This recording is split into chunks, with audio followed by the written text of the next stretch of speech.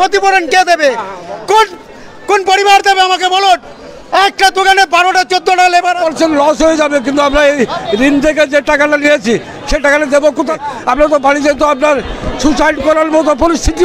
আমরা গন্ডগোল চাই না, শান্তিভাবে চাই।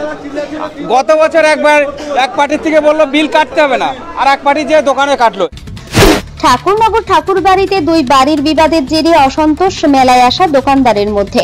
লসের আশঙ্কায় দিন গুনছেন তারা।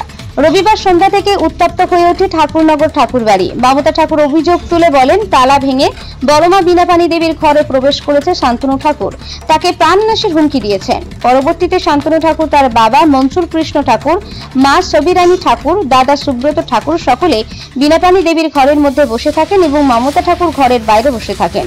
পরবর্তীতে দফায় দফায় উত্তেজনা বাড়তেই থাকে। রবিবার রাত গড়িয়ে সোমবার সন্ধ্যা পর্যন্ত সেই উত্তাপ চলতে থাকে। ঠাকুরবাড়িতে পরপর আসতে থাকে বিএসএফ এর বাহিনী ও পুলিশ।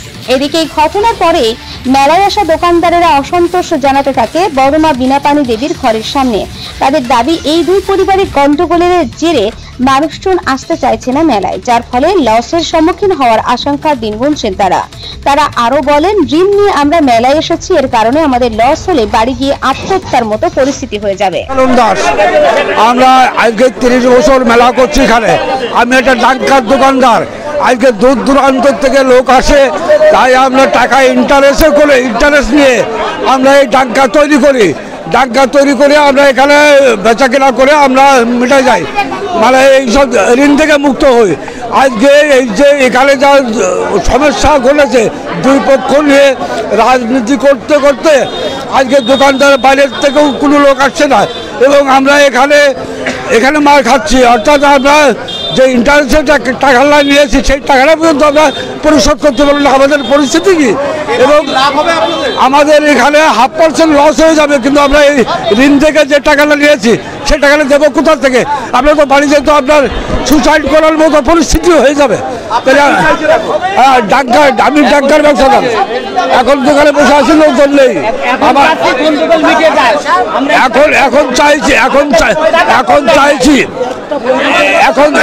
এখন চাইছি শান্তিপ্রিয়। আমার নাম পঞ্চানন দাস, আমার ডাক্তার দোকান। ক্ষতিপূরণ কে দেবে? কোন কোন পরিবার দেবে আমাকে বলুন। একটা দোকানে 12টা 14টা লেবার আছে। এই যে গন্ডগোল শুরু হয়েছে, কোনো মেলায় লোক হবে? আজকে মেলার কোনো পরিষেবা নেই। কেন আগে পারিবারিক গন্ডগোল আগে মিটিয়ে নেয়নি কেন? আমাদের দোকানদার নিমন্ত্রণ করে এনে আজকে আমরা চোখের জল ভাসাচ্ছি।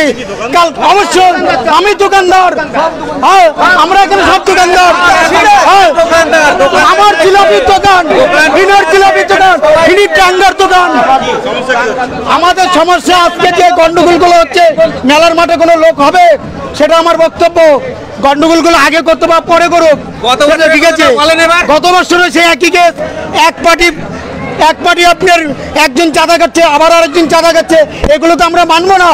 আমরা মানবো যাকে একজনকে দেবো, যে হোক একজন নিক, কিন্তু এগুলো ঝামেলা আমরা চাই না। আমরা যে শান্তিপূর্ণ মেলা চাই। আজকে যে দোকানদারগুলো ইন্টারেস্ট নিয়ে ব্যবসা করছে, এদের যে ক্ষতিপূরণ হচ্ছে, সেই পরিমাণটা কে দেবে? আমার বক্তব্য, এখানে কোনো রাজনীতি নয়, ঠিক আছে? এখানে আমাদের ব্যবসা করতে এসছি। এখানে আমি 30 বছর ধরে মেলা করছি, 30 বছর ধরে আমার 30 বছরের বিল আছে। আমরা চাচ্ছি শান্তিপূর্ণ মেলা হোক, আমরা এখানে কোনো ঝামেলা চাই না। আমার নাম মধুসূদন, শান্তিভাবে চাই। গত বছর একবার এক পার্টির থেকে বললো বিল কাটতে হবে না, আর এক পার্টি যে দোকানে কাটলো। এবার দুই জায়গায় মাইক খাটিয়ে বলছে যে আমাদের কাছে বিল কাটুন, ওরা বলছে আমাদের কাছে কাটবেন না। এবার আমরা মেলায় এসছি, দোকান খুলে এখানে গন্ডগোল, আমাদের মেলায় কোনো লোক নেই। আমরা এখানে এসে দেখবো ছাড়া কি বলেন তো?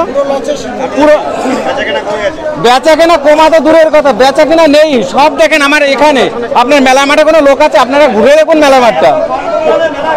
আমার নাম পরিমল সরকার।